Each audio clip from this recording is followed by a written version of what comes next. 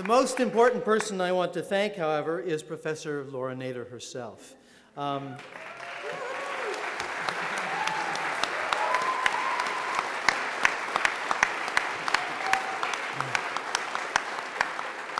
What I want to point out to you is that she has done much of the coordination and determination of what's going on here, who's speaking, what the combination of talks are about, and the whole tenor of this celebration, which is a celebration of her, from her point of view, is a celebration of anthropology.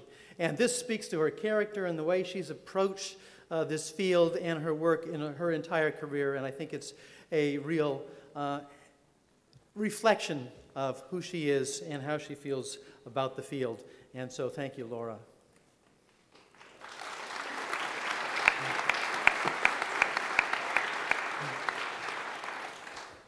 So I've been asked to say just a few words in introduction to sort of bring you to the anthropological perspective. I might in some cases be an odd person to do so, since I span probably as far out of anthropology as any of us. I want to begin with an old Chinese curse. The Chinese curse is that may you live in interesting times. Well, one doesn't need to look very far to discover that these are indeed interesting times. Religious and ethnic strife now reach into every aspect of our public life. We seem unable to restrain ourselves from raping the Earth's natural resources, from interfering with its climate. We're complacent in the face of the massive disparities of wealth, health, and power. And we're in denial about the costs that all of this will weigh on future generations. My view is that this is in fact a reflection of the myopia of our times and the fact that we are uninformed by anthropology. Anthropology, I think, is in part a potential remedy to these disasters that we're facing. And I want to make it clear that the topics that are discussed by all of these speakers testify both to the catastrophic consequences that we're facing and that we're in the midst of in many ways, but also how the vision from anthropology can give us a context, a perspective in which to look at these and possibly to craft a future. What I want to say in closing, in just a very simple few words, is that if we're going to create a world that's fit for human flourishing, we need to cultivate the practice of questioning what society considers normal and reasonable. We need to prefer the global point of view to a narrow and parochial point of view. We need to see our immediate social and cultural environment as only one among the vast array of possibilities for human beings. It's this critical questioning of the system of beliefs, practices, laws, and even the stories we tell ourselves, the stories and the environments in which we live that trap us in this myopic view, but it's precisely the field of anthropology that teaches us how to see beyond it and see outside of it. And I think that's part of what we're about in this room today. Professor Nader's gift, as I see it, has been to make this tendency of thought, this tendency of thinking out of the box, of thinking broadly, of thinking globally, of questioning what we've accepted all of our lives, from our current moments in history to even our local societies. She's promoted this not only questioning tendency in herself and her students, but she's made it, in my mind, and certainly as I talk with those who have worked with her and have been her students, a reflex that they can't ignore any longer.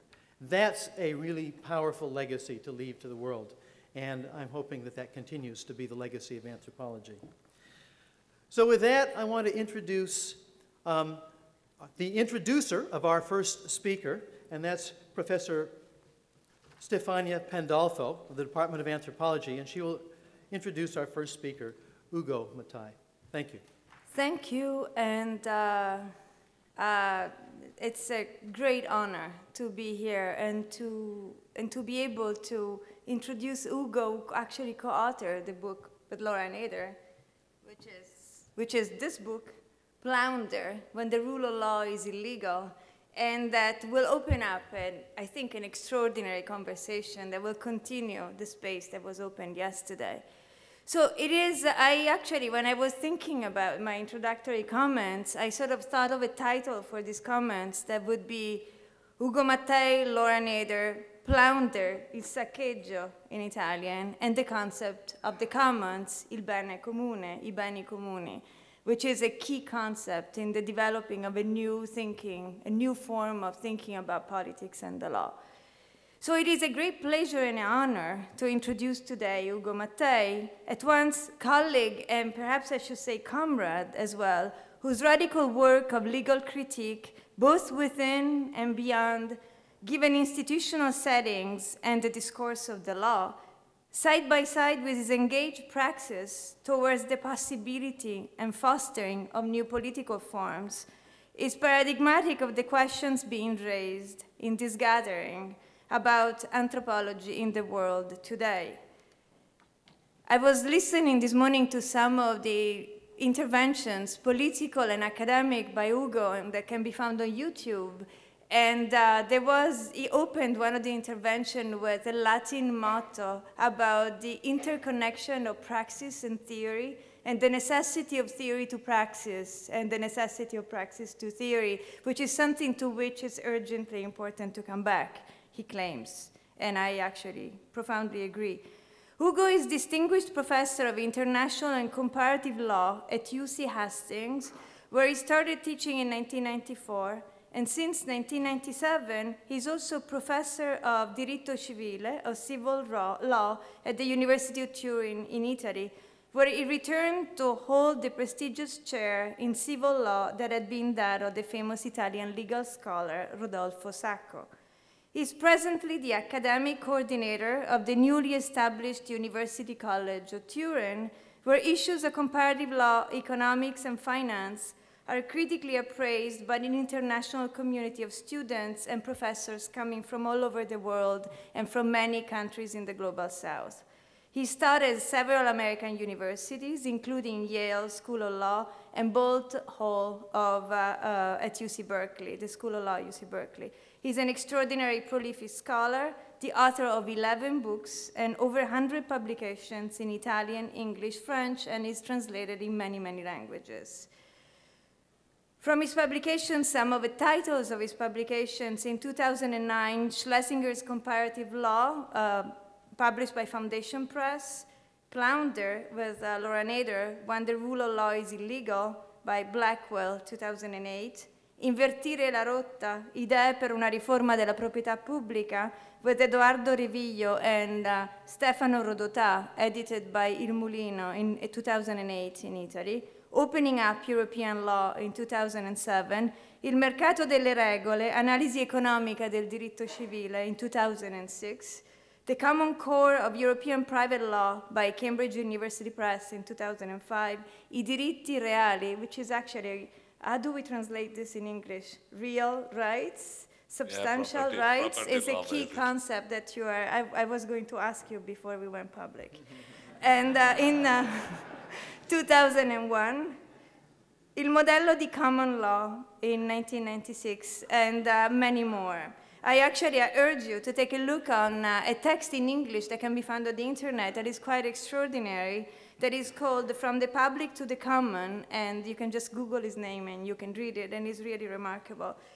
But Ugo is not just a legal scholar and an academic and a professor. He's also a politically engaged activist, and has been, his work in Italy in recent years, particularly in the last 3 years, has been very important in the mobilization that has led to the ousting of Silvio Berlusconi. So it is my...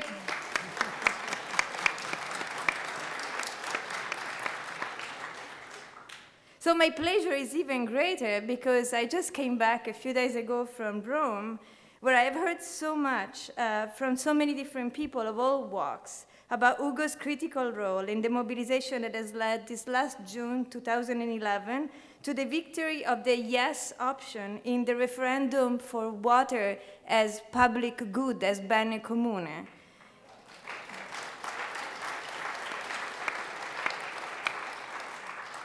Having himself written the two referendary questions that contested and disclosed the illegality of a decree that was passed by Berlusconi in 2008 to privatize the law and submit it to its use to a logic of profit, and advancing a reform that would subtract, instead, with the referendum, that would subtract water from the status of commodity.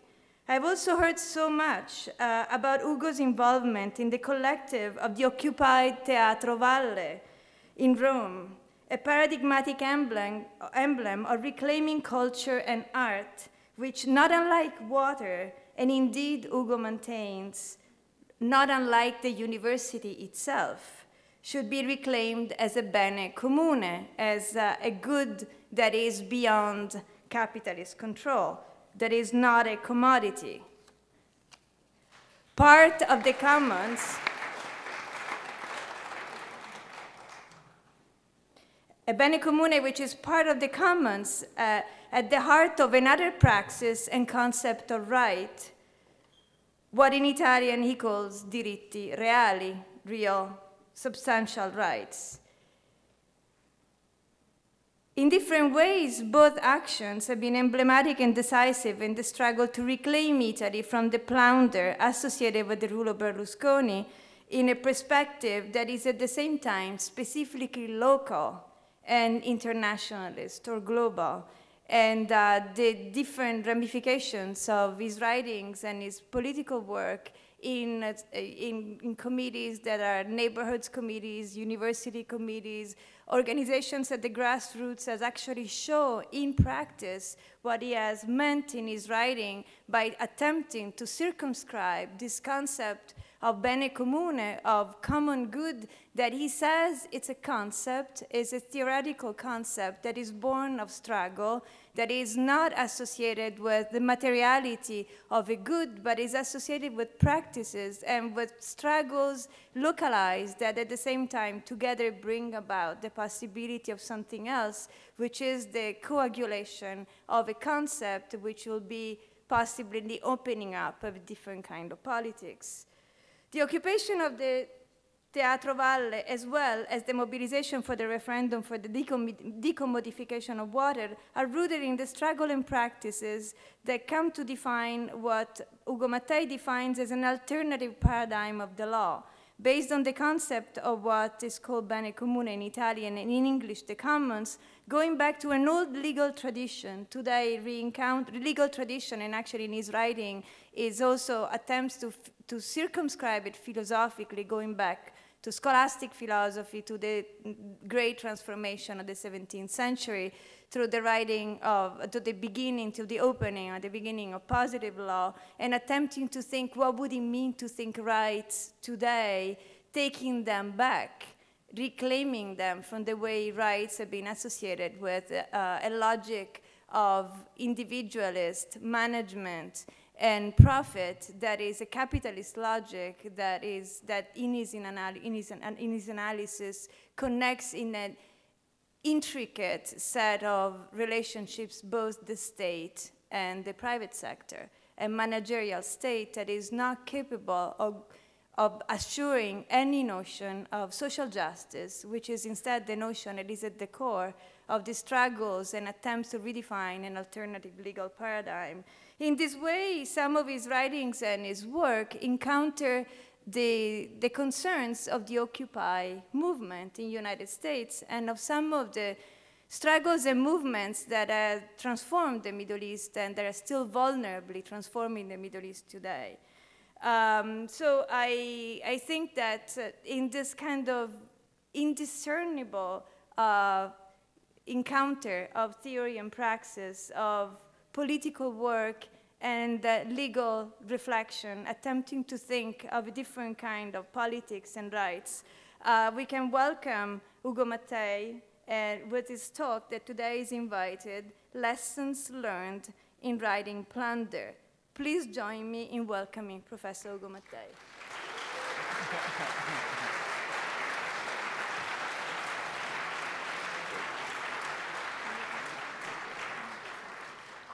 Thanks.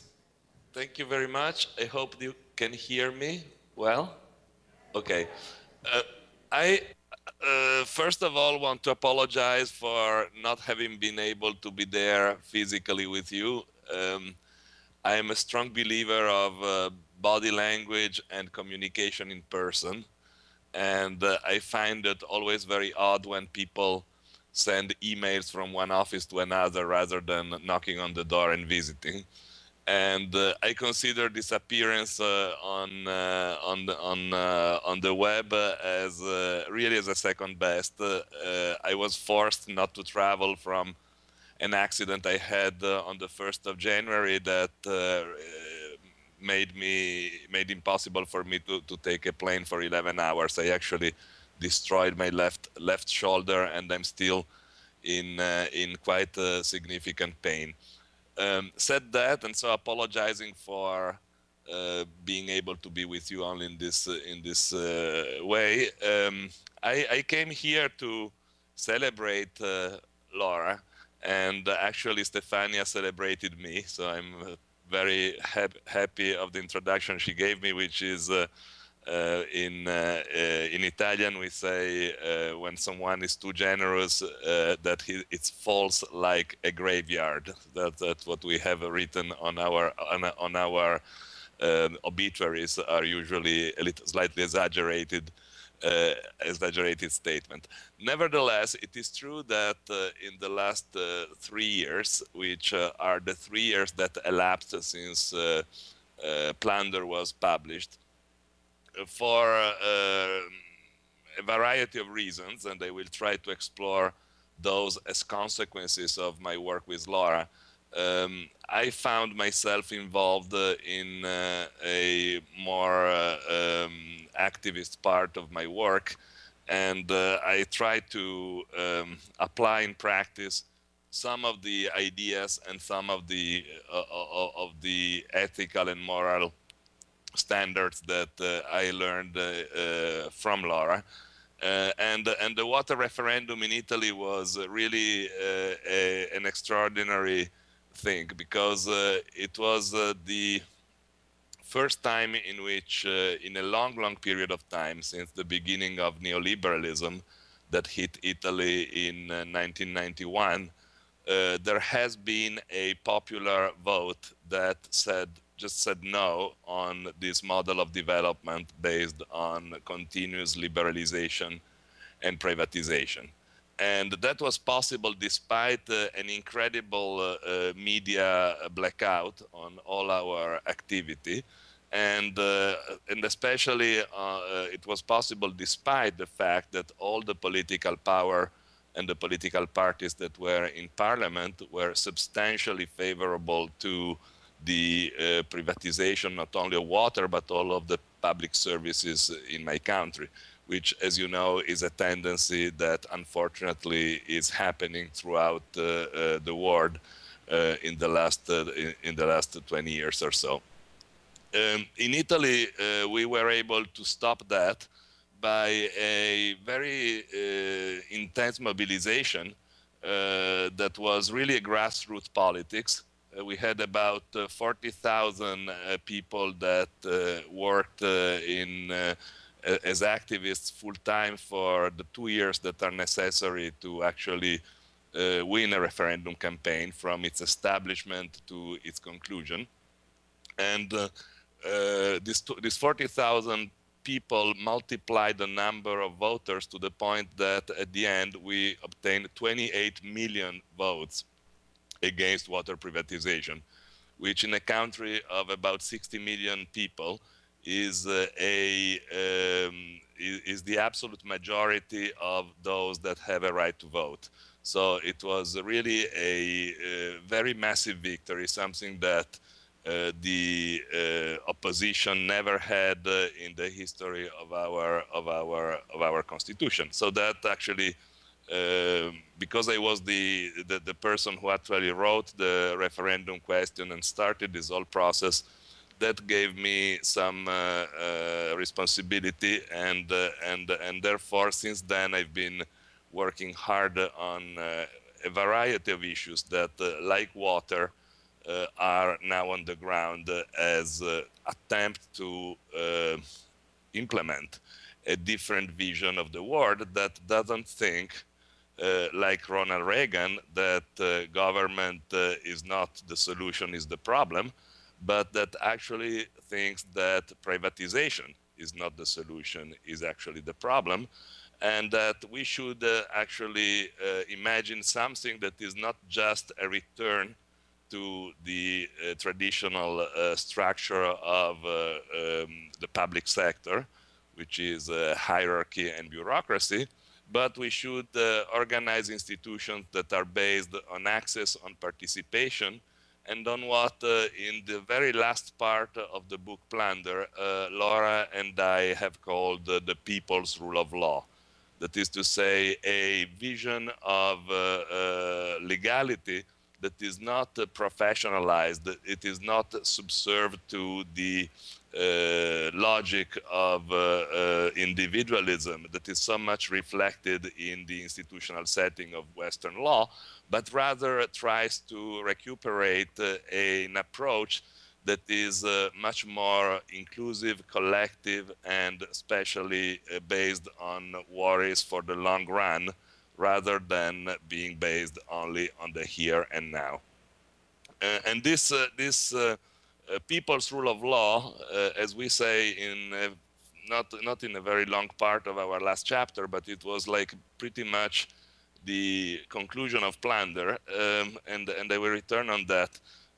This notion of the people's rule of law emerges in struggles, and we list there a variety of struggles that are producing this vision. And among those, some of these struggles were actually in my own country, in Italy, and the water one was not on yet, but there was at the time going on already the strong struggle against the mega development projects such as the high-speed train that they are trying to build between Italy and France by digging a monster tunnel of 50 miles roughly under the Alps, with a foreseeable ecological catastrophe of very little that has no precedent in our history, and with an expense of money that is predicted in about 30 billions of euros, and all of that in order to save 30 minutes of time in running by train between the city of Turin, where I actually am based now as I'm talking to you, and the city of Lyon in France. And the absurdity of the whole idea is so clear and is made completely clear by the fact that today the high-speed train that connects Torino with Lyon and then Paris actually spends about 45 minutes sitting in Modane at the border, checking if there are no migrants that are trying to go from Italy to France. So just the controls for expelling the so-called illegal immigrants is today taking much more time than the one that will be saved by digging the tunnel that is going to create an ecological catastrophe. Not to talk about all the issues of asbestos and all the issues of disruption for foreseeable 20 years in a beautiful valley such as the Valle di Susa. So today in Italy, that is the hot struggle, and in which people that are struggling for a better world are involved. And of course, that struggle also had a lot of legal aspects. Because one of the, and these legal aspects, I'm myself involved in following some of those in the courts of law, and because none of these mega projects and none of these activities that actually we can reduce to plunder are carried on in a deeply legal way. In other words, these are plunder, and this is really one of the first ideas, is the strong idea that stems from our book. The rule of law is really a notion that cuts two ways. It can be a shield sometimes it can be used for actually protecting the weak against the strong, but many times, rather than being a shield protecting the weak against the strong, is actually a weapon in the hands of the strong to oppress the weak. And both these components of the rule of law are usually present and in place together. And it is quite a bit the role of a critical lawyer to try to make the rule of law cut in a way that can possibly work for the people rather than working for the capital. But that is very difficult, and it's usually not likely to succeed completely in the long run, because the rule of law is itself a structure that is so much linked to the fundamental ratio of power of modernity that makes its counter-hegemonic use very difficult. And this is why, you know, from the last chapter of Plunder, which left us with a critique of the rule of law that is quite radical, but I believe with Laura that has been quite final, but left us in a state of missing something. It is very difficult to argue against the rule of law if you do not provide an alternative for a better society, an alternative that is not the brutal use of power outside of the law, but it's something that can criticize law by producing something else, some alternative. And the work on the commons that emerges, you know, this people rule of law that we were talking about in the last chapter of Plunder, basically has been the way and the has been the way in which I approached in a book that just came out. It's called Beni Comuni. Came out in Italian. Is in the process of being translated in English by Verso, so it should be out there in not too much time. But that was an attempt to develop also an alternative.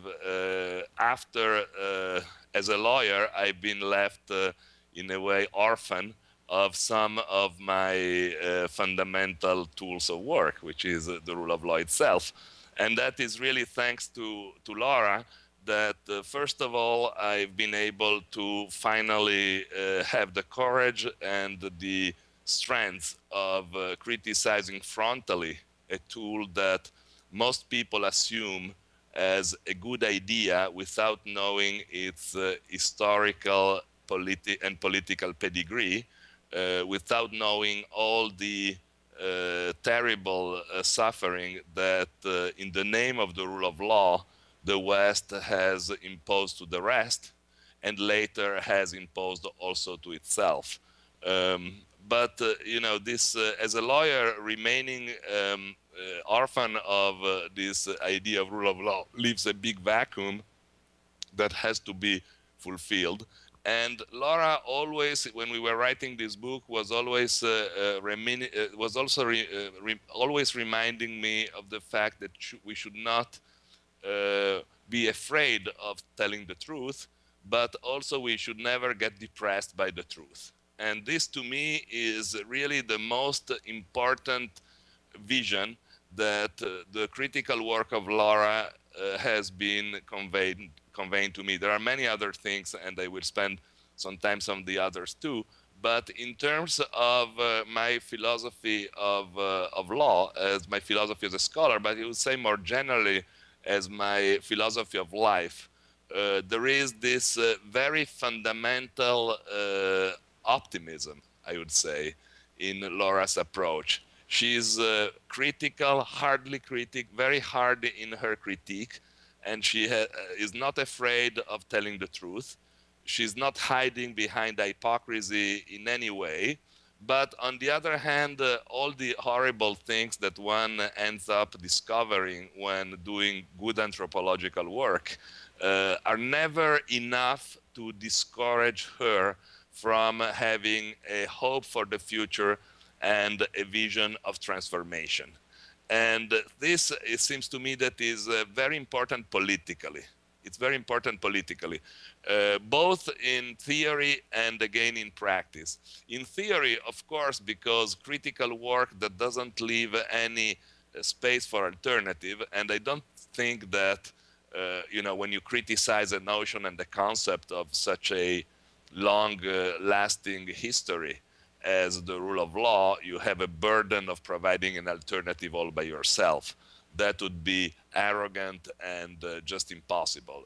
The rule of law itself, as a cultural construct of the West, took centuries to develop, and therefore also the alternative to the rule of law, people's rule of law or everybody's rule of law or anything like that, will take also a long time and a big collective effort to be organized. So there is no single or solo scholar or even school of thought that can by itself produce a credible and viable alternative. Nevertheless, it is always important to point as possible solutions to problems, and possibly also to point at solutions that give a sense to your life and your role and your experience right here and now.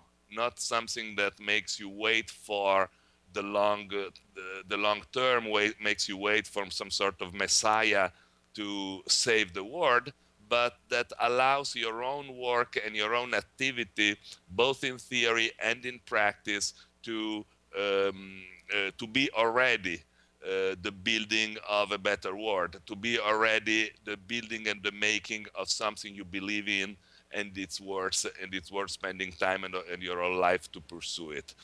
In a way, Laura Nader has already made the university a better place. You don't really need to wait the day in which finally corporate interest will be kicked out of the university, which someday hopefully will arrive, because a corporatized university, as we all know, betrays the role of critique that universities should perform. But we can already live.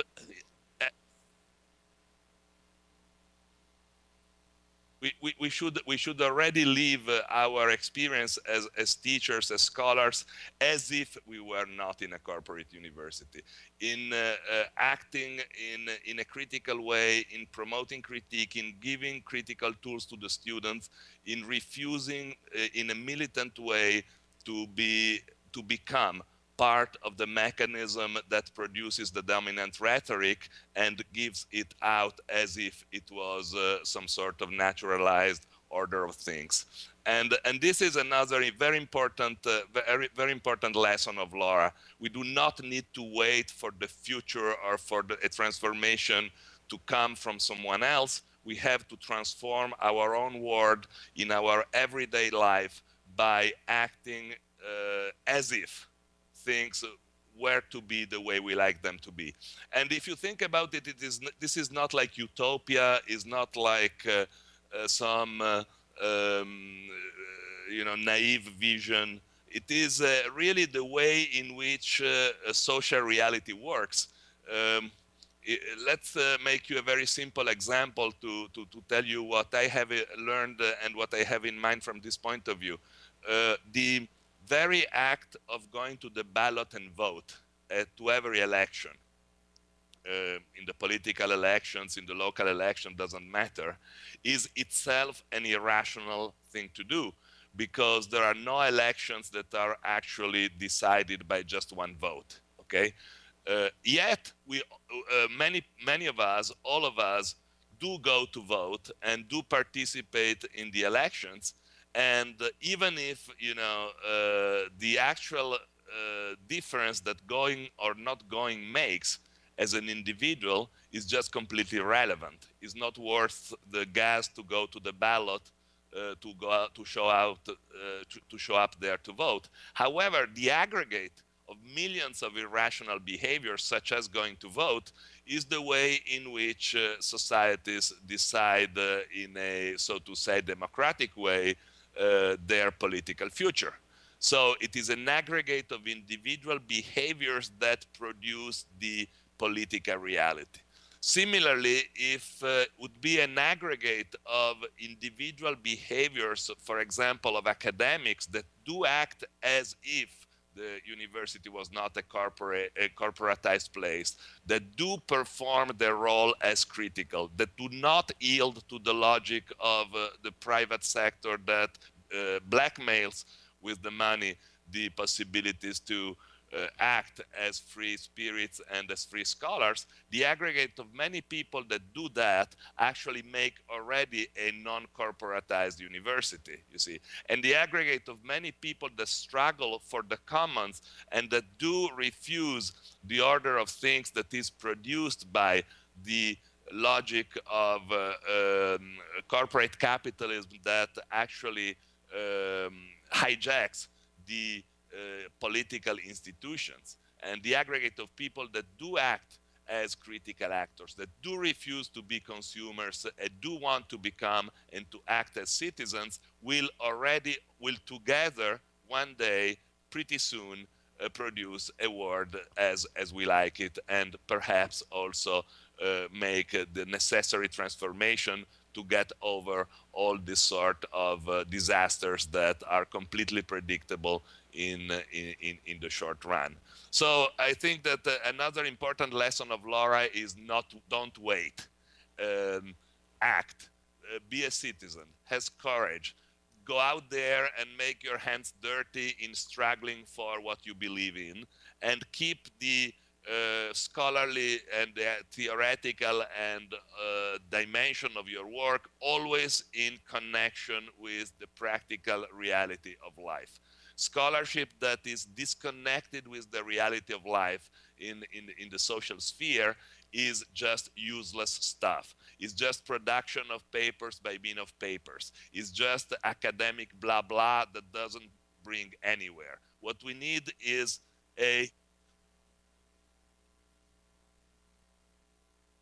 what we need is that degree of engagement and that degree of understanding of the strong connection of the reality with our role as scholars that is so often lost in the current privileged world of tenured academic professors. And that is really a part of Laura's work that I will never forget. Another point, and which is clearly very much connected with what I'm saying, that really became clear to me, mostly in the process of writing Plunder. I had hinted those things, of course, in my work before, because, you see, I've been myself very, so to say, unsatisfied by the disciplinary boundaries of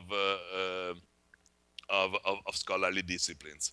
Lawyers that only deal with the law, lawyers that only are concerned and worried about legal categories, lawyers that do look at the law only from the perspective of the law and within the law, simply cannot see the broader picture.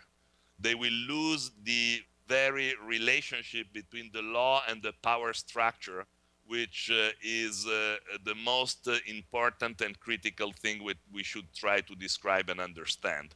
And therefore, for quite a while, I mean, for a long time in my career, after the first years in which I had to do real legal work in order to get, you know, my academic appointments in Italy, things are very formal.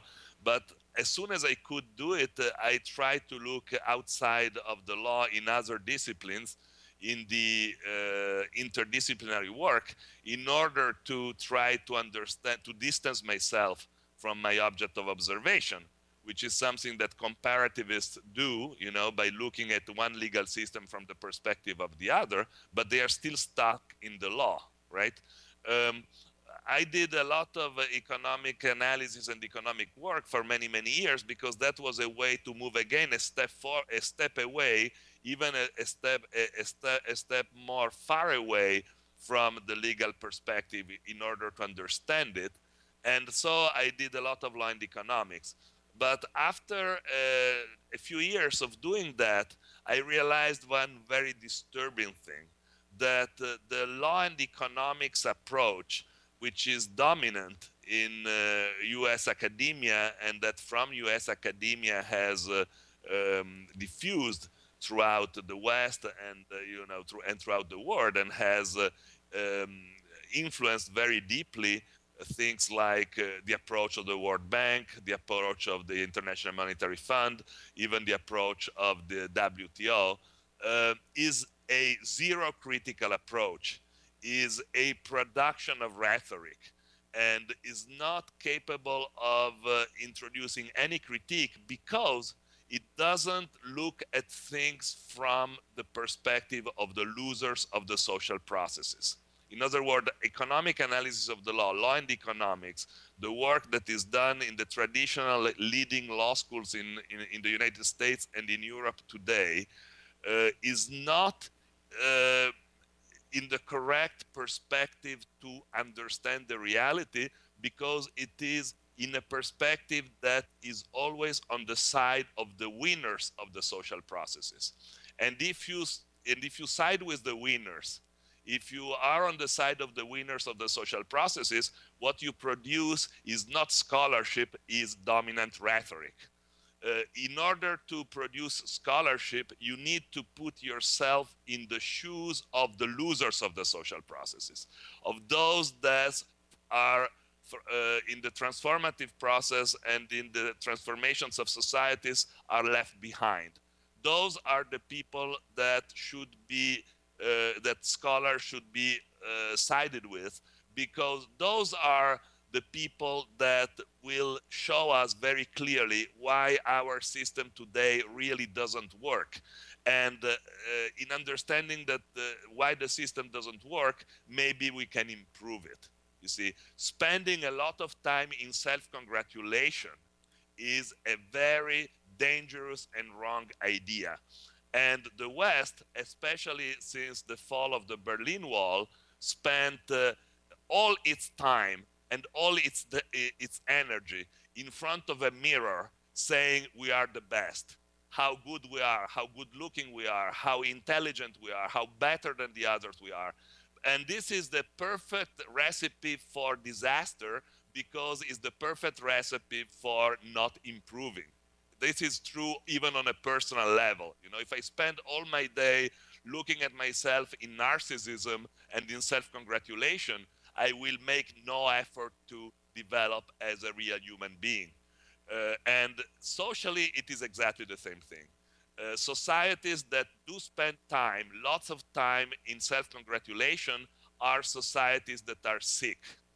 And scholarly disciplines that do provide the tools for societies to self-congratulate, that are the mirrors of the narcissism of society, are disciplines that do not teach us nothing, okay? And that is really the problem that I had with law and economics. When this guy says that the law should be market friendly, okay, that law should mimic the market, what they are basically saying is that the law should be on the side of the winners of the social processes. What they are basically saying is that the law should not constrain, that the law should actually allow, that the law should actually be out there just to say, if you have the strength and the energy to do something, if you can get something, just do it. You know. And again, here the quote is to the politics of Ronald Reagan. So my dissatisfaction with economics after a few years in which I've been handling and studying that and studying its contribution to legal scholarship and legal understanding became quite deep. And I was really hanging around there, you know, reading other stuff and trying to see whether I could find some other scholar and some other discipline to engage with.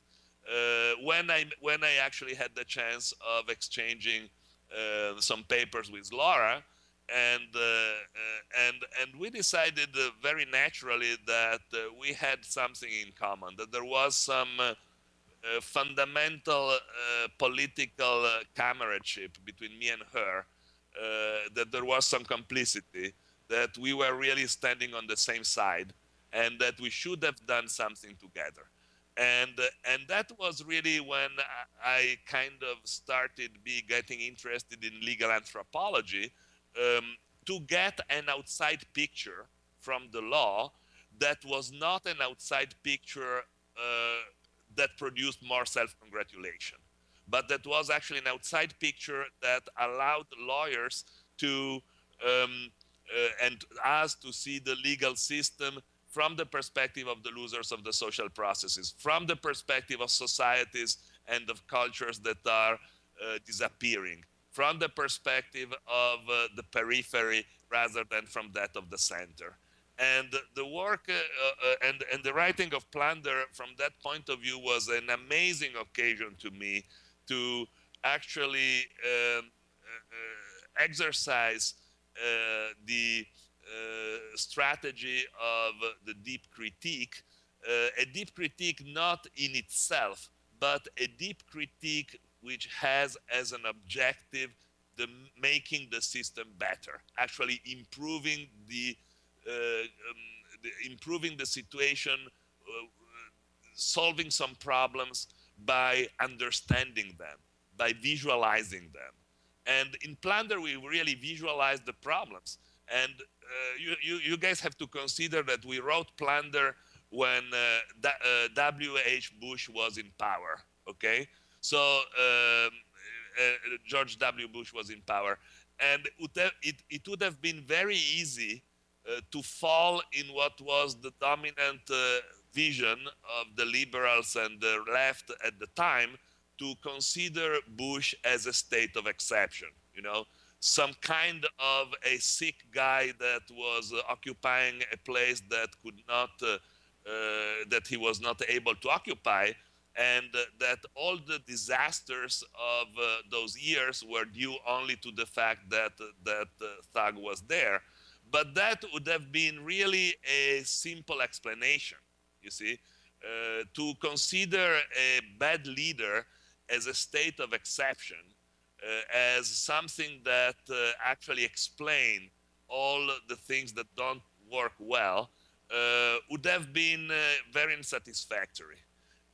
We actually, Laura and I, and that probably was due also to, you know, the experience, the political experience in the United States of the elections in 2000 and so on. We were interested in looking at things not as so to say, as caused by the presence of a very bad president, but we were trying to see what we considered a decline in authority, in prestige, in moral standing, and in leadership of the United States legal system as the product of something more structural, as the product of something that would have happened no matter who would have been the president, okay? And that was our analysis, the analysis of the deeper structures of corporate capitalism and the way in which corporate capitalism determines the law and uses the law as a tool of predation and as a tool of plunder rather than as a tool of social civilization. And let me just jump again on this side of the ocean for a moment and get the theory in a practical context. In Italy too, we had during the time of Bush, we had Berlusconi, and again in Italy too would have been very simple, and many people actually fall in that trap to consider Berlusconi the cause of every disaster. Of course, all of that is true. Bush and Berlusconi have been terrible presidents and caused a lot of disasters. Nevertheless, you cannot explain the disasters of any complex society by the personality of its leader. You need to go deeper in the structure. And even today, that in Italy we changed Berlusconi, and it is true that the referendum in particular had a role in that, but that you know that there has been a wake up of consciousness in Italy against the Berlusconi government. But it is also true that the result of that political activity of kicking off Berlusconi has not produced a substantive structural change in the direction that the people were hoping to obtain. The government we have now is very respectable from the aesthetic point of view, just like Mr. Obama is very respectable from the aesthetic point of view. But if you get below aesthetics, you see at play the same global structural sets of power and structure of powers that do plunder the world. And this plunder is going on exactly in the same way, exactly with the same and constant structural characteristics in the United States of Barack Obama, in the Italy of Mario Monti, as it was in the United States of Mr. Bush and in the Italy of Mr. Berlusconi. In other words, we are today in a moment in which the very idea of sovereignty of the political structure has been destroyed and devastated by the fact that corporations today are much stronger than states.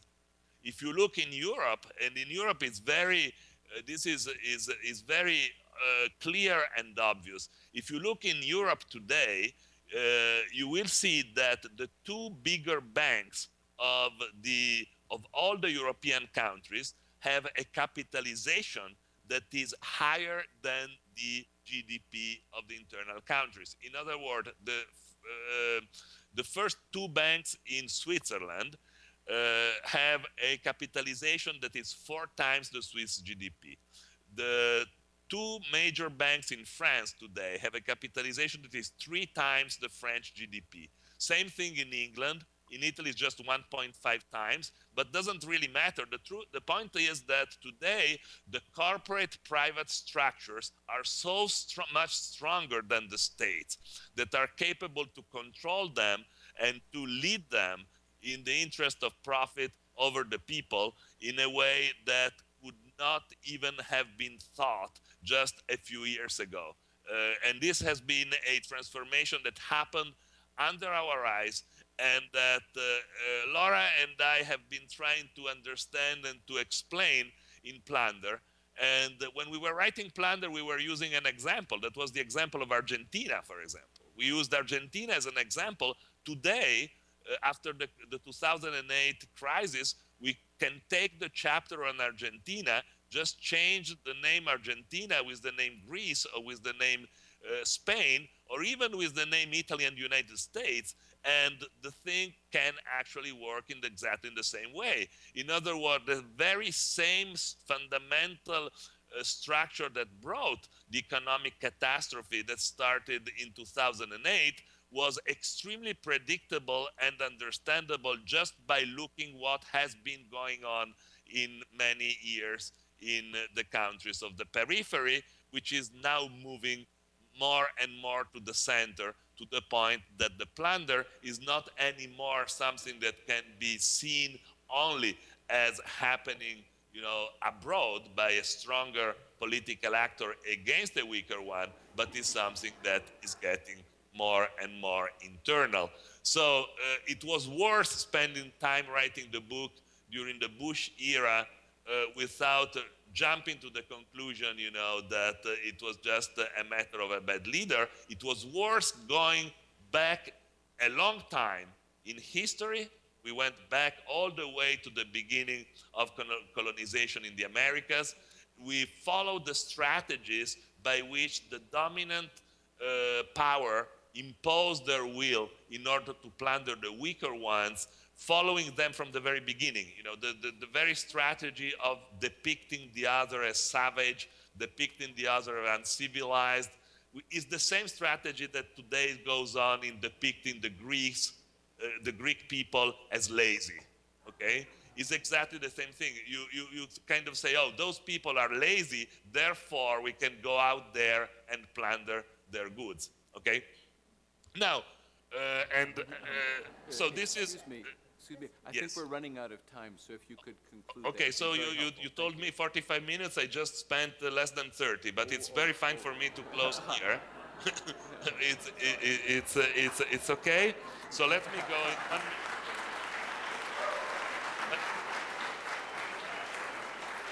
I actually can close here and just get back to get to some question and answers if we prefer to do that. That's fine. Thank you. Thank you very much. Terribly sorry.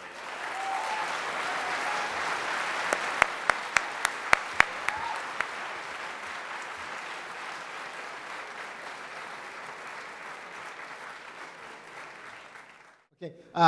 Here in the San Francisco Bay Area, we've had a lot of problems. And Here in the San Francisco Bay Area, we've had a lot of problems we have many problems with neoliberal privatization and the acquisition of the commons by with so-called, privatization and the acquisition of the commons by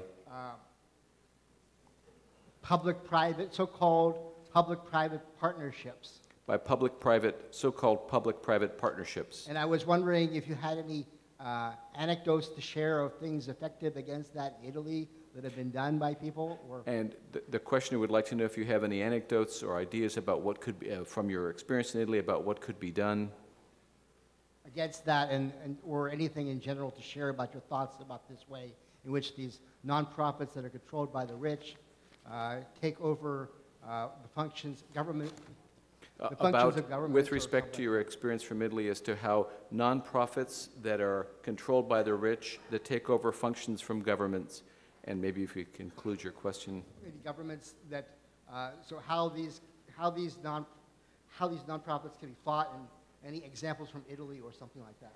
Okay, so and how these nonprofits can be fought, examples from Italy. By the way, I hate technology, but we'll do the best we can. And maybe with this, our last question, please.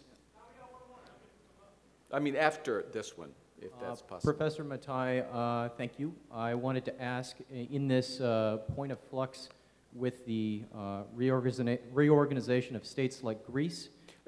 Thanking you for your talk, also with the reorganization of states like Greece. Do you see any aspects of plunder taking place with the private lenders or any... Do you see any aspects of plunder taking place with private lenders? And is there anything that we should take care to be aware of, if so?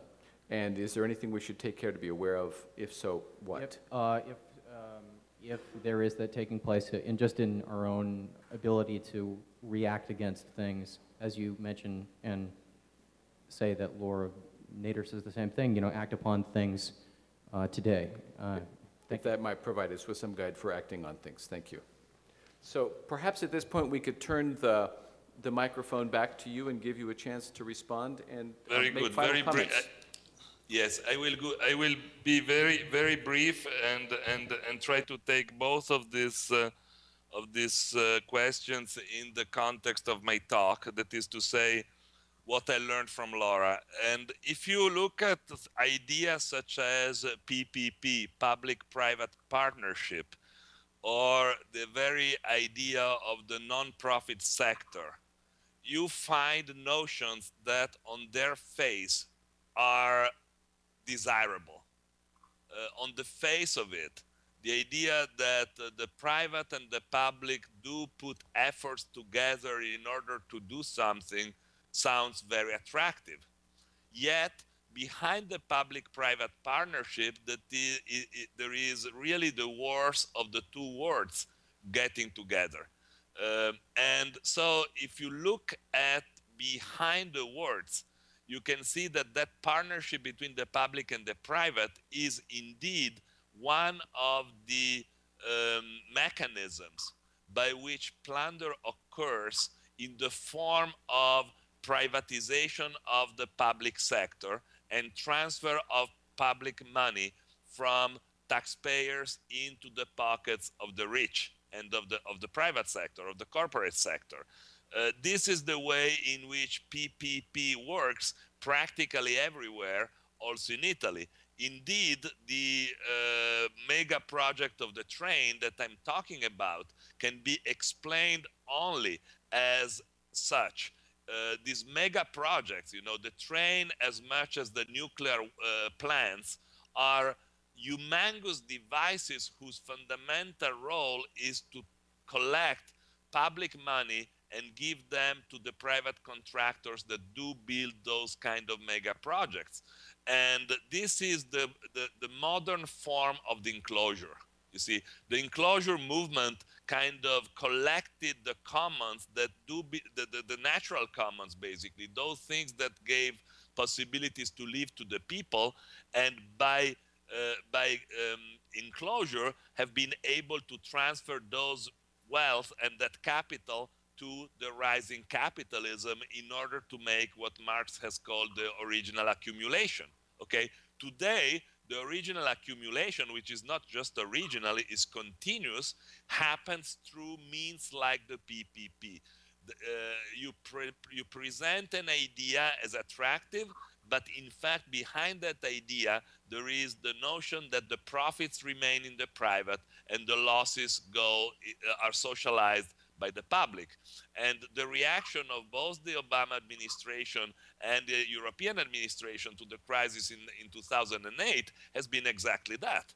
Take the public money of the taxpayers, produce a state of emergency and the state of necessity by which you kind of try to persuade everybody that without the banks and without Wall Street, we could not live. And then you take all this public money and you give them to the private banking sector in order to save it, on the logic that if you do not save the banking sector, the whole world is gonna collapse.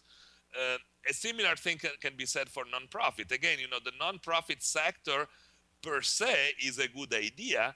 De facto, the way it works is like the NGOs in Africa.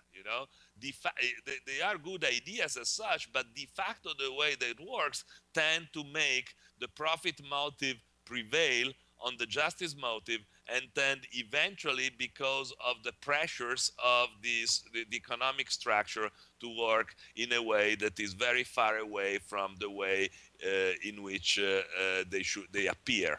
So again, the lesson of Laura is never buy the dominant rhetoric, and her work on ADR from this point of view is absolutely fundamental. And I'm campaigning like crazy in Europe, in which today we are kind of introducing ADR everywhere, on this idea that is fantastic to have harmony and to work out issues outside of conflicts. But the work of Laura on harmony ideology shows us very, very well how this notion of ADR, which is so attractive and so kind of sexy in the way it tries to persuade the people, de facto is a letdown. To the second question, the one on of course, plunder in Greece is a case study. As I said before, you can take the example of Argentina, transfer it to Greece, and it's pretty much the same. There has been a tremendous effort of corruption of the Greece elite, especially by the German foreign policy, to persuade the Greece elite to get into consumption habits that were very good for the producers of Mercedes, of Audi, and of expensive luxuries in Germany, to sell them in Greece.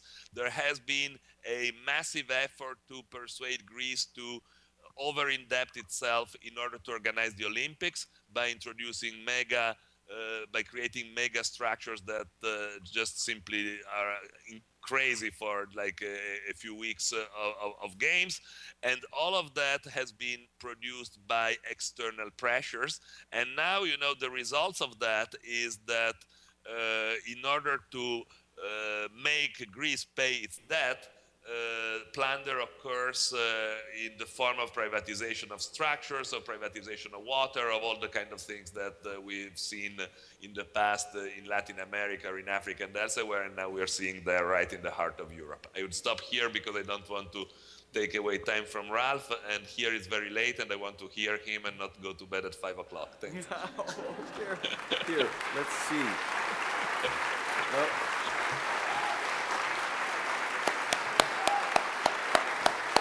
And just one thing, thanks Laura, and really congratulations on this event. I tried to turn the computer around so you could see the size of the crowd and the enthusiasm and the wealth and the warmth of the reception of your talk, but you can't even hear it, so you'll just have to take my word for it. Thank you so much. Thank you very much.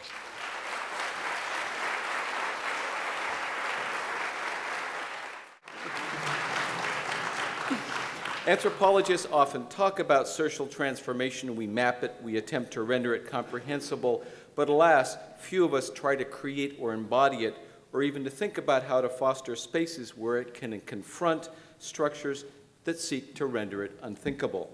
For 50 years, a temporal interval quite in the air today, Ralph Nader has joined the ranks of such figures as Martin Luther King and Cesar Chavez as a voice and presence that constantly reminds us that change is possible and necessary.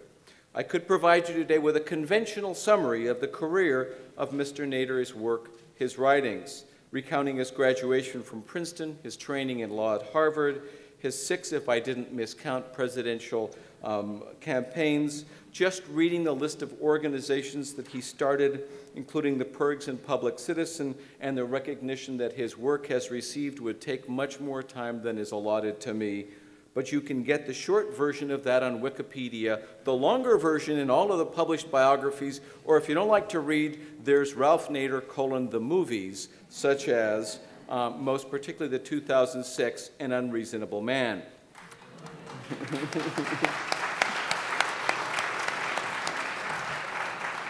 But Laura Nader charged us to think anthropologically, and Mr. Nader will himself be focusing on anthropology in his remarks.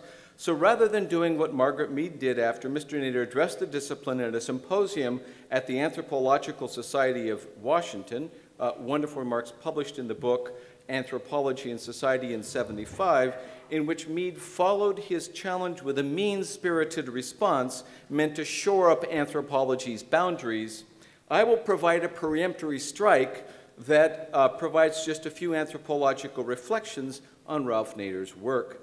First, many anthropologists came to reject Levi Strauss's contention that culture is all in your head, turning to the politics of the body, the everyday, and the material world, trying to get us to take everyday objects and activities out of the realm of the mundane, to think about the ways in which they are made, advertised, and sold, and rationalized as keys to the political.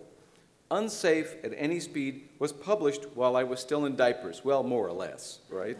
And I know it will take some imagination to imagine me as a teenager reading the book's opening words. For over half a century, the automobile has brought death, injury, and the most inestimable sorrow and deprivation to millions of people, end quote.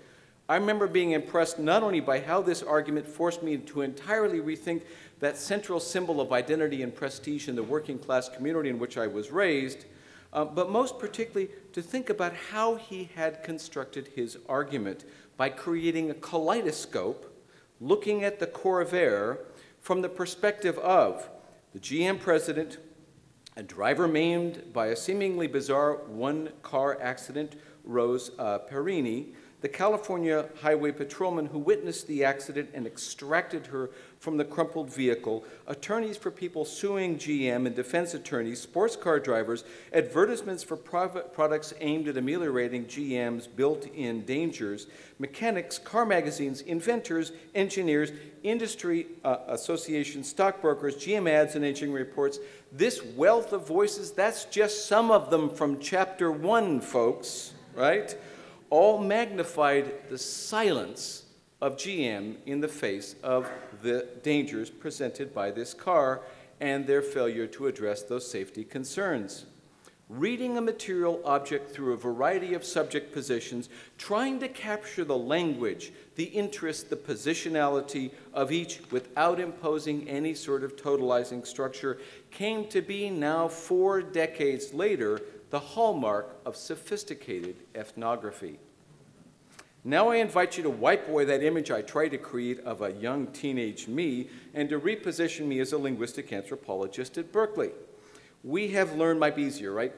We have learned to see texts not just as bodies of ideas, but as having their own social and political lives.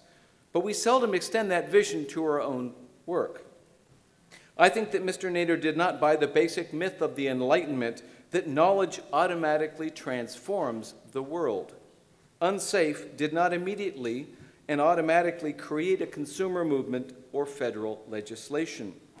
Mr. Nader had to do an ethnography of how discourse and power operate in journalistic, corporate, and state arenas. He mobilized reporters and U.S. senators to transform the campaign of smear and sleaze against him that GM launched after the publication of the book into a David and Goliath narrative that seemed to provide a subject position in which millions of Americans could locate themselves. Tireless work, this keen ethnographic ear, and tremendous eloquence enabled Mr. Nader to foster a consumer movement and federal legislation that produced significant change. His legacy inhabits the intimate spaces in which we live in the form of safety belts, airbags, prescription drug warnings, FDA oversight, safety regulations on appliances and toys, cleaner water.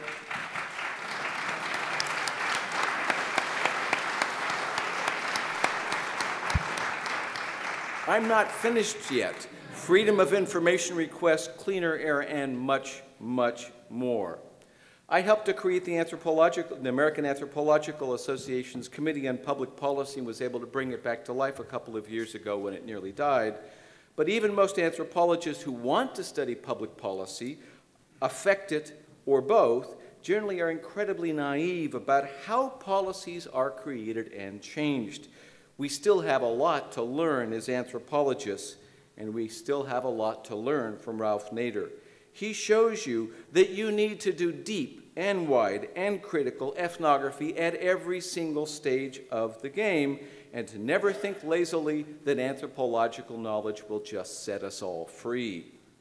I lament that my remarks are not sufficiently poetic, nor eloquent, nor charismatic to begin to do justice to honoring this moment, this symposium, in honor of my colleague, Laura Nader, but I do hope that at least I've given you a small sense of why we are so lucky that her brother, Ralph Nader, has been working so diligently and intelligently for half a century, and why we are so lucky that he is back 4 decades later, again addressing anthropologists, now in Berkeley, not in Washington, to challenge us again provocatively with a talk entitled Anthropology from Margaret Mead to 2012. Ralph Nader.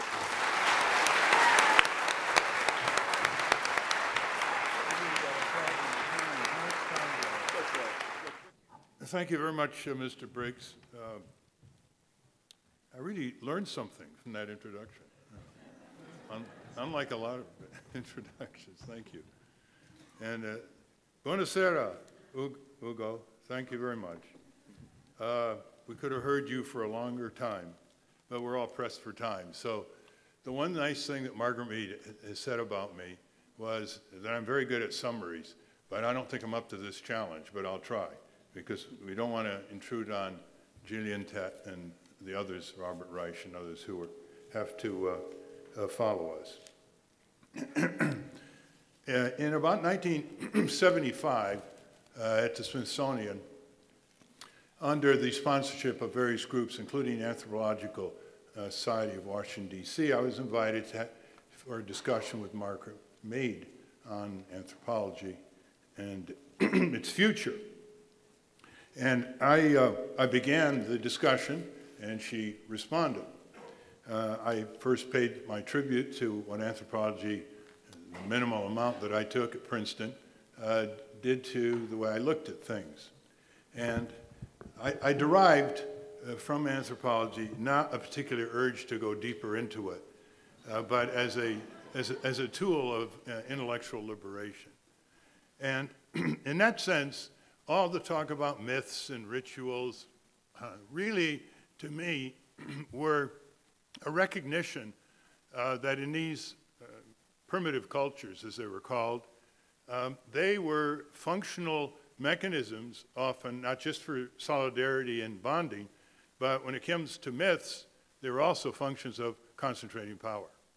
And the idea that a discipline would talk systematically, openly, creatively, empirically about myths without regression analysis and without Mr. Parsons' abstractions and sociology really impressed me. And it told me that this was a way to tear the myths in our society, which are so destructive, because the function of myths in our society, and I'm not particularly talking about the artistic world, but the function of myths in our society is to control us. Because if the reality was bandied about without the myths, it would produce resistance. It would produce change. And so the myths were ways of explaining a pattern of society and nationhood that simply was overwhelmingly fictional. And the automobile battle was a perfect example of that. The myth was that all deaths were due to the nut behind the wheel, the driver, and there was never any discussion of the highway or the vehicle or the secondary collision or crashworthiness, even if there was a drunk driver crashing into you. And I remember going to these symposiums on traffic safety again and again, where very bright technical minds would assemble, and it never occurred to anyone during the coffee break that they never talked about the vehicle, its design, its construction, its braking, its handling, its crashworthiness. And they never talked much about the highway. Because if they did, the responsibility laser would go right to Detroit and to General Motors.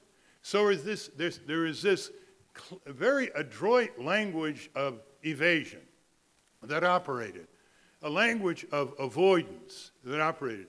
And you will see it at all the meetings you attend, other than your beer partners.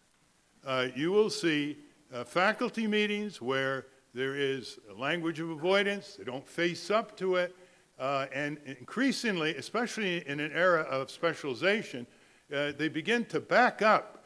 So if they're talking about some human need, they back up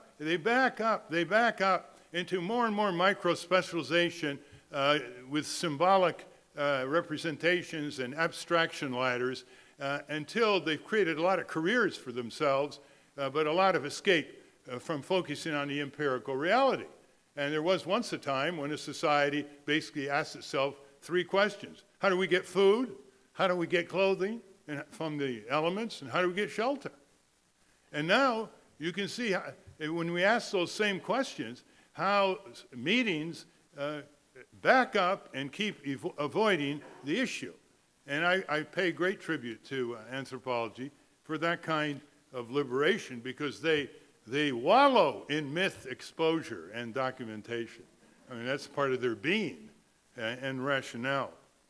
Now, if we just start with a simple assumption here, and the sociologist Lind put it in the title of his book, and as far as I know, that was the whole worth of the book. You didn't even have to read it. It was called Knowledge for What? And why do we want to accumulate knowledge? Because presumably we want a better society and a better world, and we want to allow conditions and systems and opportunities and freedoms to fulfill human possibilities. And there are other reasons for accumulating knowledge, and I think Adlai Stevenson adroitly spun Thorstein Veblen around, and he called it the leisure of the theory class. And it's knowledge for knowledge's sake, and it's a gratifying way to live. It certainly beats text messaging and other things like that. And so once we start with that, then the question is, how do we face up to empirical reality? And if we want to develop theoretical constructs, fine. But if they're not rooted, as Ugo has said, in empirical reality, it becomes a form, innocently, a form of dilettantism, or a form of sycophancy, or a form of surrender to the structure of concentrated power. And so I want to just give a couple examples, because this is about Laura Nader's work here, and sometimes instead of just listing certain traits that drive inquiries against the conventional paradigms and the self-serving promotional assumptions of a learned discipline, it's good just to give three quick examples. Isaac Newton was once asked at a gathering, "Mr. Newton, why are you so much more brilliant than your peers?" And Newton answered this way. He said, "I am not so much more brilliant than my peers. I just can hold a problem in my mind and concentrate on it longer than most of them." The word is concentration. The second example comes from Einstein, who in a classic understatement said, quote, "I have no special gifts. I only have a passionate curiosity." So the word is curiosity. And then the third one's from William Blake, who at a party many, many generations ago was asked by a friend, "Mr. Blake, with whom are you living these days?" And Blake responded, "With whom I am living? I am living with my imagination." So you have concentration, curiosity, and imagination. That's what anthropology does at its best. Laura spent time living in the Zapotec country of Mexico, mountains of Mexico, and in the Libya village in Lebanon. And that's concentration. That's not pontification. That's not armchair cogitation, which has its role. That's concentration. And curiosity and imagination, they are extremely productive of getting the best out of your mind. Getting the best out of your mind in order to pursue a purposeful course of knowledge. My sister Claire Nader has the same trait, and she's here tonight. She was one of the pioneers of what was euphemistically called science and public policy. But what it really was, an attempt to take big science and put it in the exact context that it was operating in, which is power politics.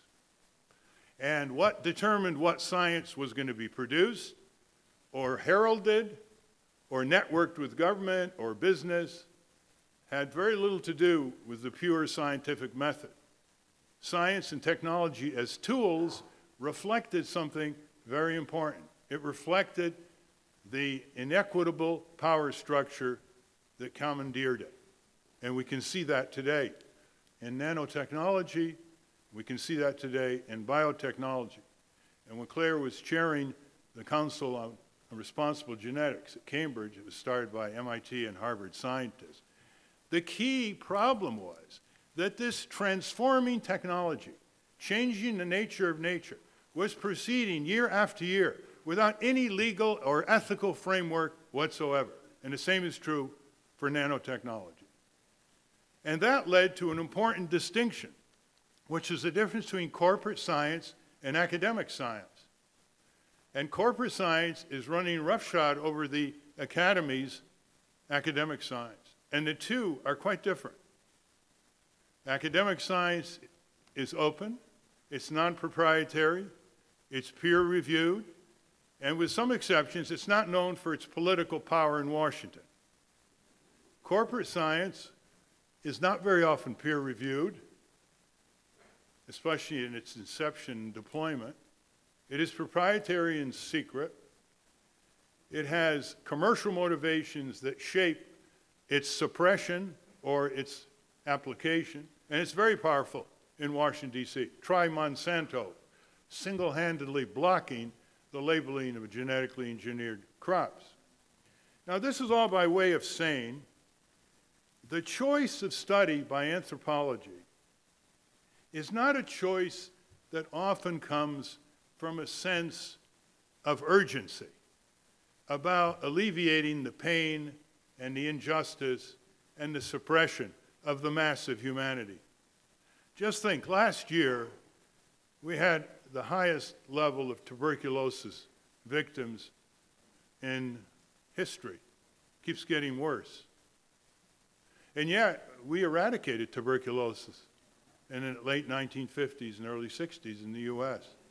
So the connection between knowledge and diffusion of its benefits is still very raw, and you and I could give all kinds of other examples, contaminated drinking water, and many other things that are leading to millions of lost lives. And so, once we tear apart these censorious conventions, we see a whole world out there that anthropology could make a huge contribution to. Why is it that bureaucracies are so tyrannically successful in blocking the most rational courses of action? Whether it's this energy policy, health insurance policy. We know how to educate children, but there are interferences. Bureaucracy is the bane of mankind. The mayor of Moscow, the mayor of New York, the mayor of Accra, the mayor of Bogota, they all have things in common. All they need is a translation. We have here tonight Governor Jerry Brown, whose ability to change the state is constantly blocked by bureaucracy and corporate interests.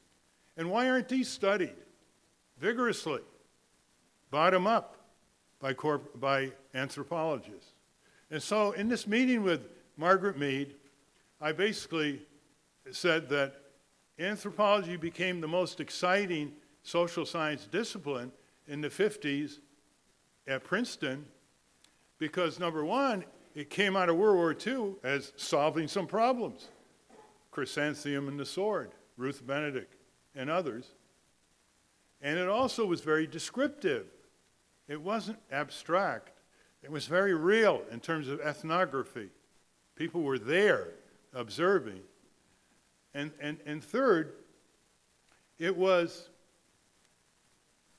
exciting because it told us that there are other ways of doing things, and that we didn't have a monopoly on how to deal with common problems that transcend cultures, survival problems and health problems and all the rest of it.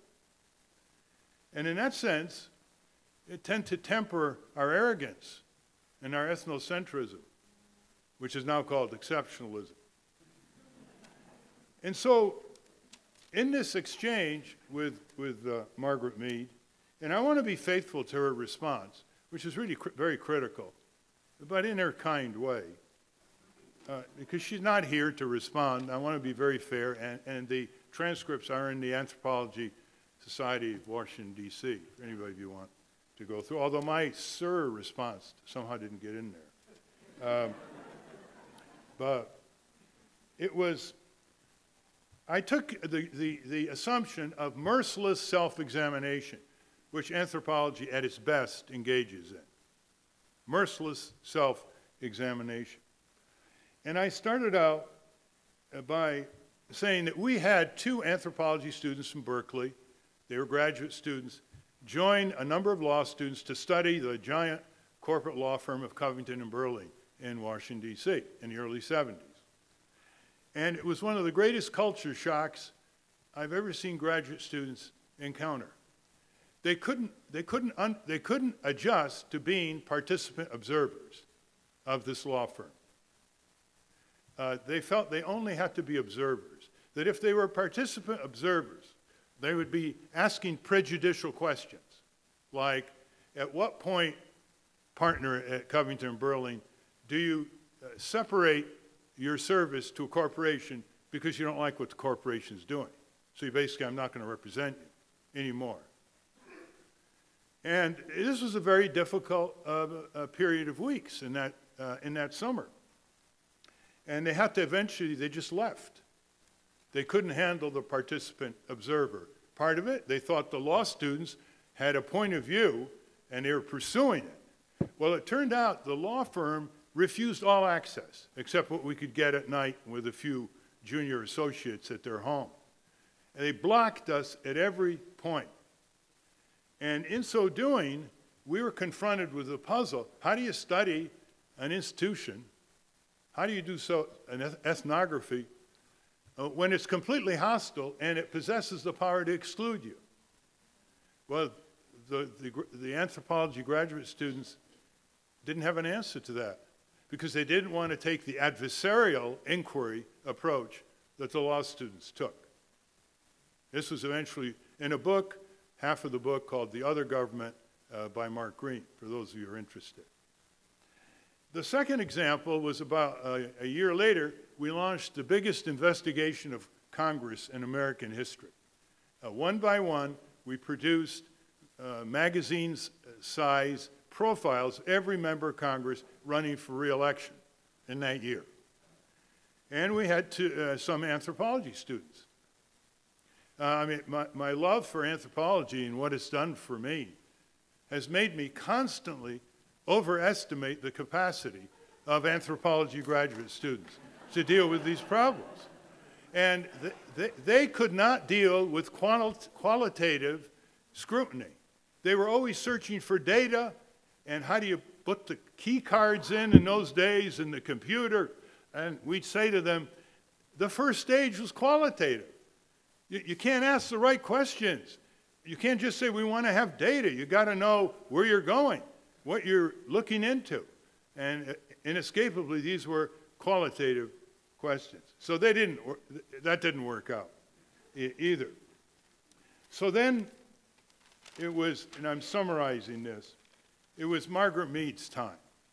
And I had summarized these two examples by just basically going through that what anthropology covers from our point of view and what our mission was challenging assumptions of time, space, access, and available alternatives through comparative analysis.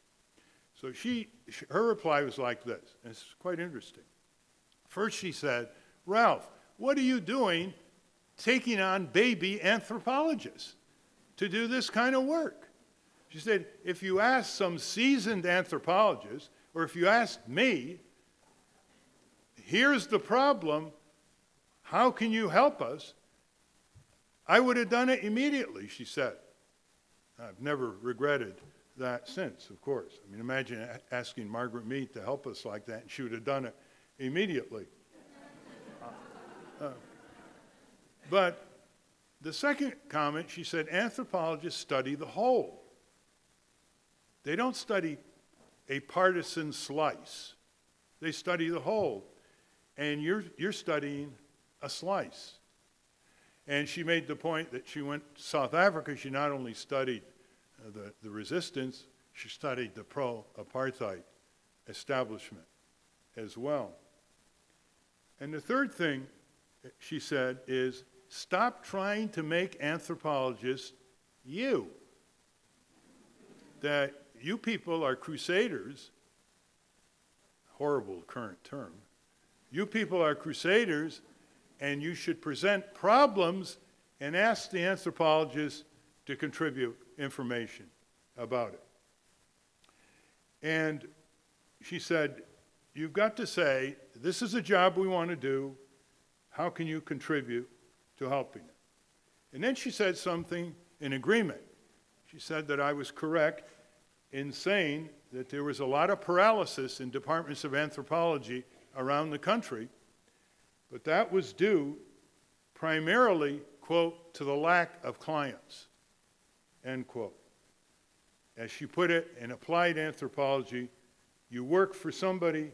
During the war, we had people ask us to do things. If you ever came to me, I would have provided you with my observations and experience.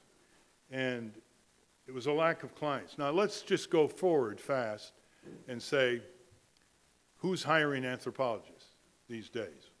Corporations, are hiring anthropologists for some of the most trivial product announcements you can imagine in terms of trying to market it better. And governments are hiring anthropologists. And the military-industrial complex is hiring anthropologists. But at the same time, there are anthropologists everywhere who are, in effect, they're investigating phenomena that have been resistant to inquiry. And a good many of them are in the department here.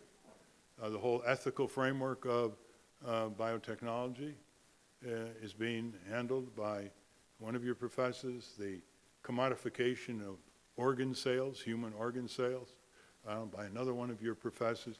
So things are evolving in ways that are challenging a sort of rigid barrier of so-called objectivity. The issue is not objectivity. Nobody can come to a problem without value systems. The issue is accuracy. It's reality, and making clear what your value systems are. And so, in that way, a whole spectrum of realities in this country, in the world, will be open to inquiry.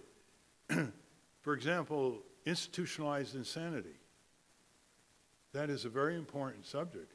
There are institutions that are behaving in ways that if an individual behaves, it would be called a serious problem of mental health suitable for commitment. Companies are behaving that way. Government agencies are behaving that way. Imagine, half of the federal government's operating budget is military, and we no longer have the Soviet Union. The behavior of allocation of public budgets itself is an extremely important topic. Margaret Mead did show her hand, though, the activist she always was, when she said to me once on another occasion, Ralph, if you want to get more people to use seatbelts, focus on the children. Because the adults may not want to protect themselves by buckling up, but they sure want to protect the children. So how does that fit in with her response to me? How does that fit in terms of study? I don't know how it fits in. She's not here to explain it.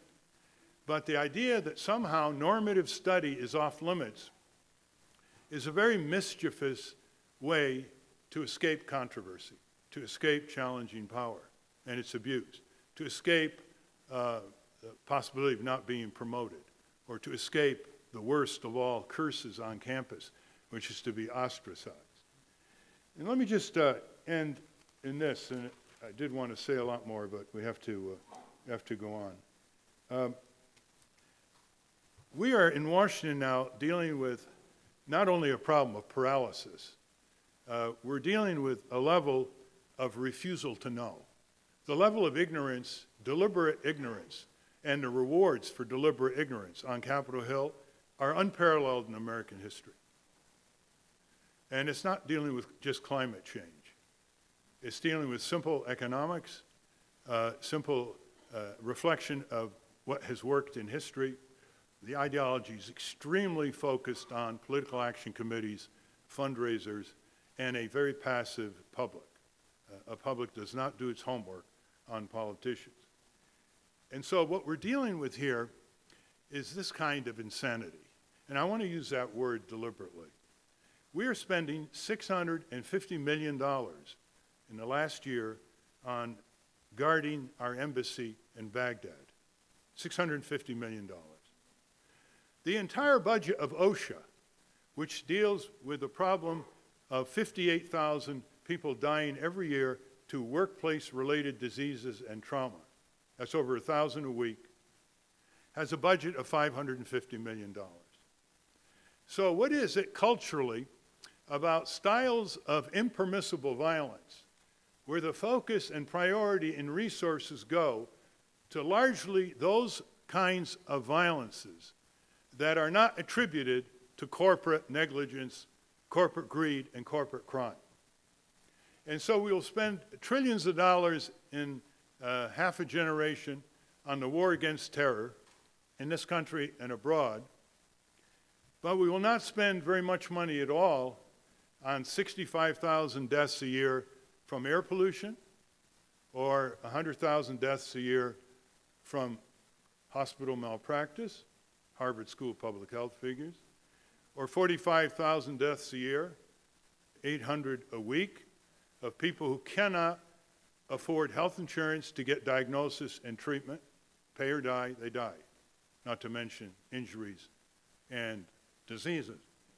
Why is it that we are so cavalier about 250 Americans dying today and every day from hospital-induced infections? Center for Disease Control. In other words, we have over 300,000 to 400,000 people, not to mention deaths and injuries, who are dying from clearly preventable causes. And the political system and the corporate system have decided that they are not worth turning them into political issues, campaign issues, regulatory issues, or debate issues. Why? What is it about the culture that delegates massive forms of violence to the lowest rung of a society's priority attention? And there are other examples. And yet highlights those forms of violence that, of course, do not upset the power structure. Street crime, billions and billions of dollars. Corporate crime, starved enforcement budgets in the Justice Department. I just leave you with this and urge you to simply slow down, give yourself time for reflection, throw away the iPhones for a while. I'm talking to students now.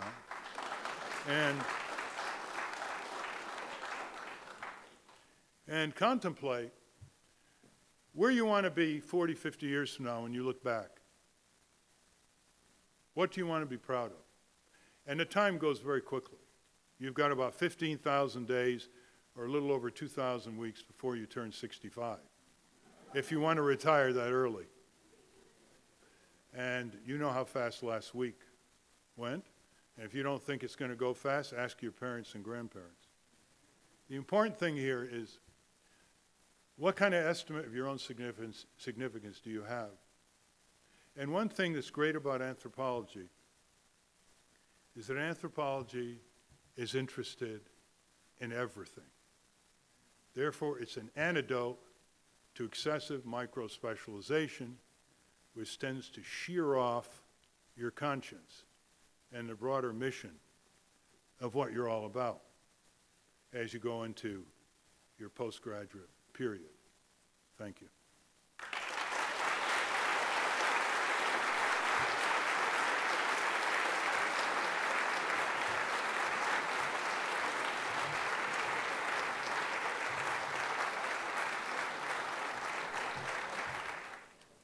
If Ralph has given us so much to think about, I'm going to try to bridge part of the conversation that he and the panel on terrorism began yesterday with some discussion briefly about anthropology. But first, since this is to honor our colleague Laura Nader, I just want to say that any critique I might make in these comments about anthropology and where it's going has nothing to do with you. You are the gold standard against which my and Ralph's and actually Jerry Brown's critique of the failures of anthropology.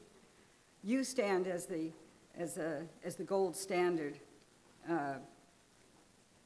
in telling us how to challenge and how to change the public discourses that are anti-human and anti-life. And I'm not just talking here about the language of pro-life, pro-choice, abortion. We're talking about plunder, the wanton destruction of civilizations, of human lifeways that were precious containers of human wisdom. Both Laura and Ralph are unique. They're sui generis. And beyond that, they're simply generous, dedicating their entire lives to public service during an era when self-service is the norm. So I want to salute you.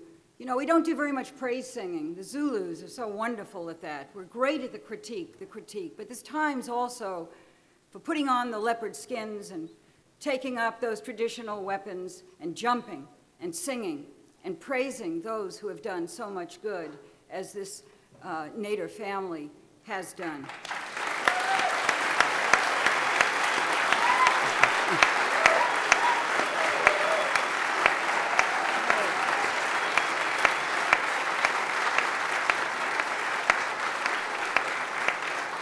So there's many things, and if you were a praise singer, you'd sing it, but I would salute something that is not about narcissism, but about their charisma.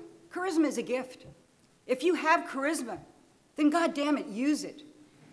And they have. And they've used it for the good, not for their own benefit. And the ability to inspire, to incite, to ignite, tens of thousands of people and many more internationally who have joined with them, who have learned by their example how to be effective game changers in advocating policies and in challenging dangerous discourses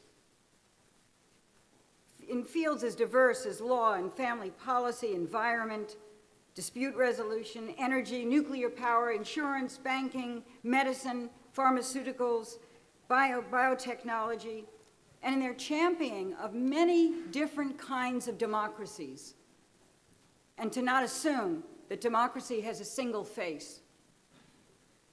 I see them also as serving as our night watchmen, as shock troopers, waking us up from our quotidian daydreams, and reminding us of the real state of emergency in which we're living, and also in a modest, humble way of telling us about the need for ordinary virtues, basic values, so often trodden underfoot by baby soldiers. We talked about baby anthropologists. I'm more worried about baby soldiers who we send recruited outside of big box stores and sent into wars they don't understand, without the languages that they need to communicate. And also, again, I want to stop and let us think about the example that they have given us in their lives of sustained and sustaining energy, passion, optimism, despite inevitable defeats, ridicule, and the powerful forces of political ignorance and moral idiocy. You know, Virginia Woolf once said in 3 Guineas that the 3 great teachers of women, but I think that they should be used as the 3 great teachers of all humans, are poverty, ridicule, and freedom from unreal loyalties. And if anthropology is worth anything, it should be about casting aside old loyalties, loyalty to race, to sex, to one's gender, to one's school, to one's nation. It's really about deracinization of ourselves in order to be open epistemologically and creatively to the world as a whole. So I just want to thank you both, and all 3 who are here, and your families, and also children, grandchildren, for what you've given to us. And also, I want to thank my friend Greta Kamen, who woke me up, or I think I woke her up very, very early this morning, and she was excited about a New York Times op-ed piece that appeared in the New York Times.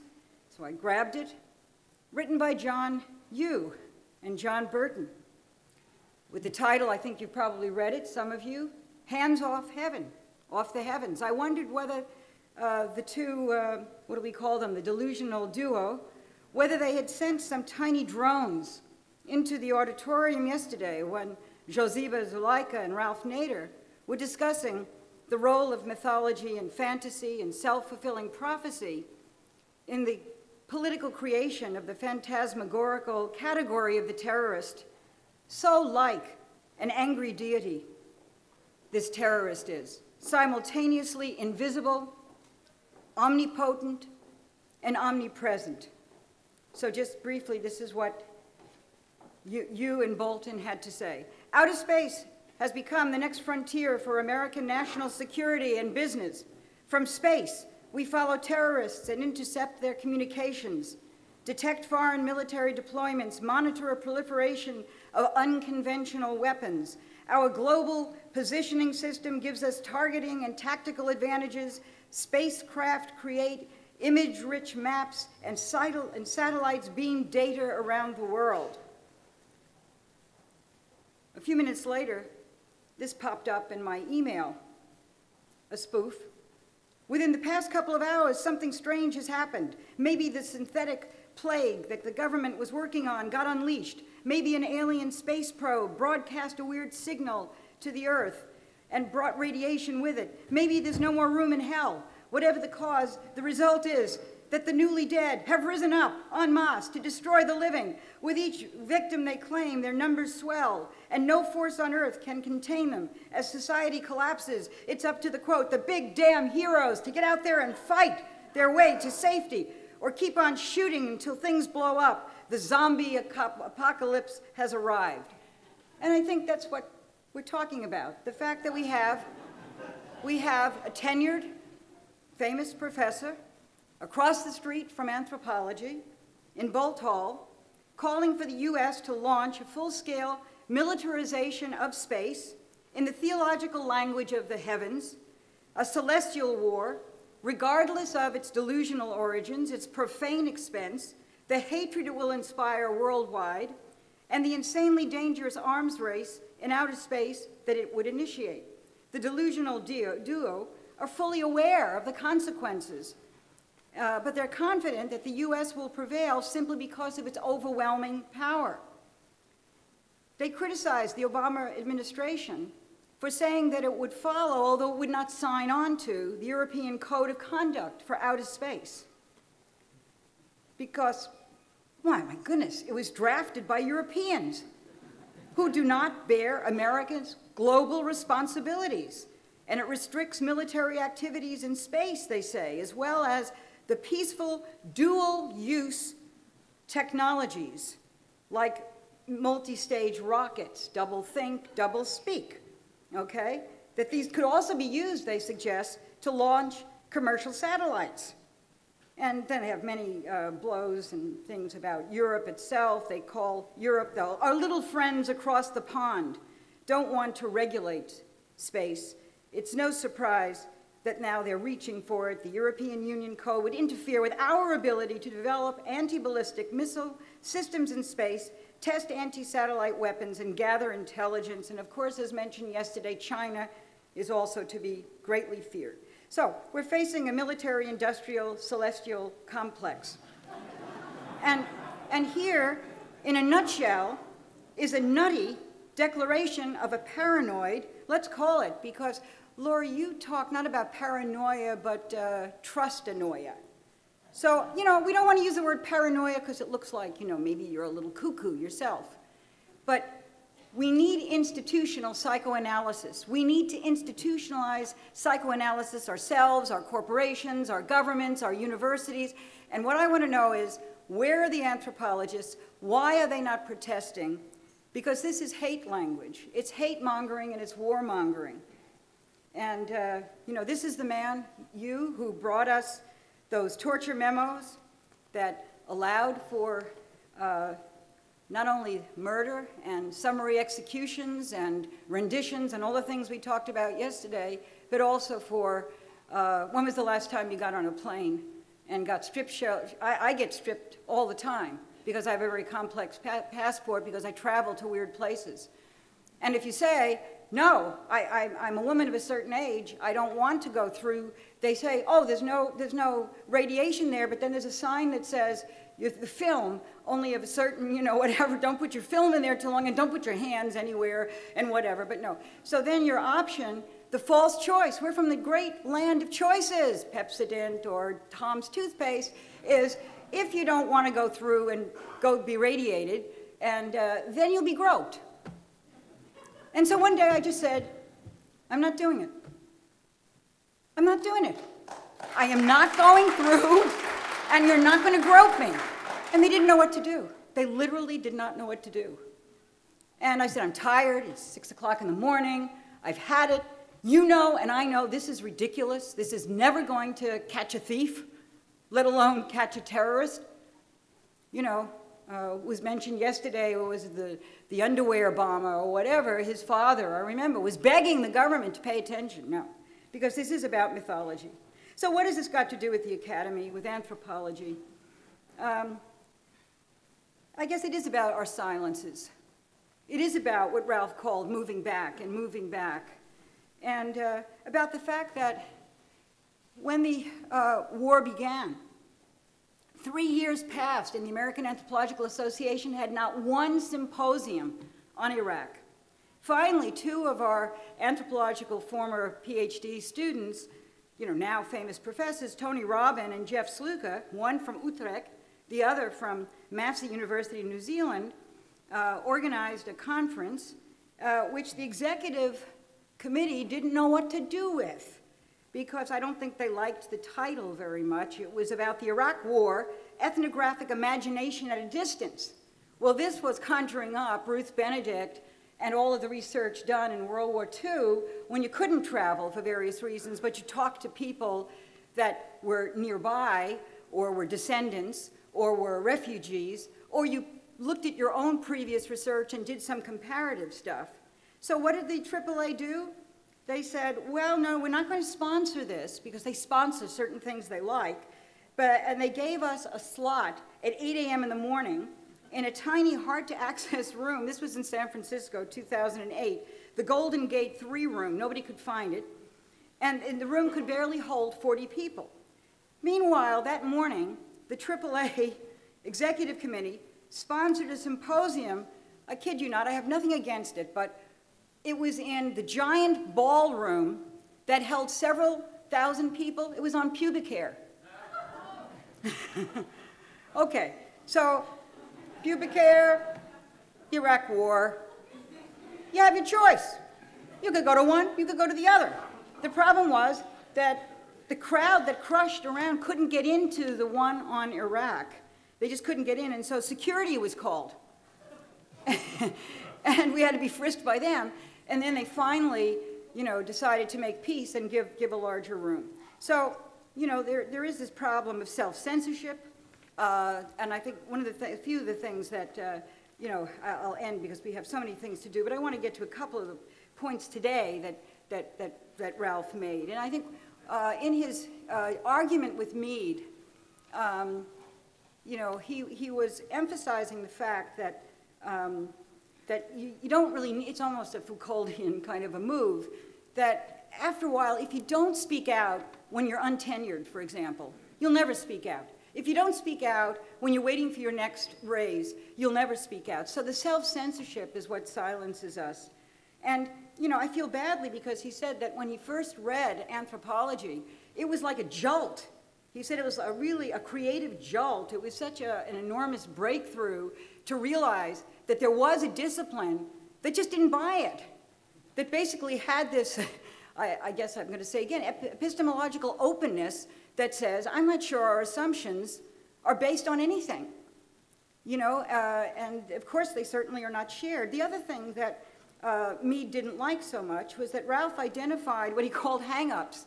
You know, this was like late 60s, 70s kind of talk for why anthropologists didn't succeed and why they weren't having an impact on public life. Now, Mead had an impact. Benedict had an impact. Geoffrey Gore had an impact. All the people that were involved in the war effort, it was a good war, right? I mean, no wars are good, but it was a war that was just. And what was different is not just the anthropologists, but the governments were different, because the government at that time, when they were recruiting anthropologists, it wasn't to, you know, embed themselves with soldiers on the field. It was rather to bring intellectual enlightenment. And they recruited people that were Americans, they British, they Marcuse, people that were Marxists. They didn't care. They just said, we need your help in knowing how to handle the war, the reconstruction after the war. Who asks anthropologists today to do anything except to be soldiers and to be mercenaries? So the other things that I won't have time, but Ralph was talking about, that there are these false dichotomies between scholarship and engagement. objectivity and disciplined subjectivity, qualitative, quantitative, fact-finding, interpretation, and I loved his one line, I'll end it here, that even in physics, Ralph said, qualitative questions lead to the big ideas that lead to quantitative, measurable discoveries. There really isn't an opposition there at all. And you can't have it all, you do what you can, but thank you so much for the critique, and thank you for everything else.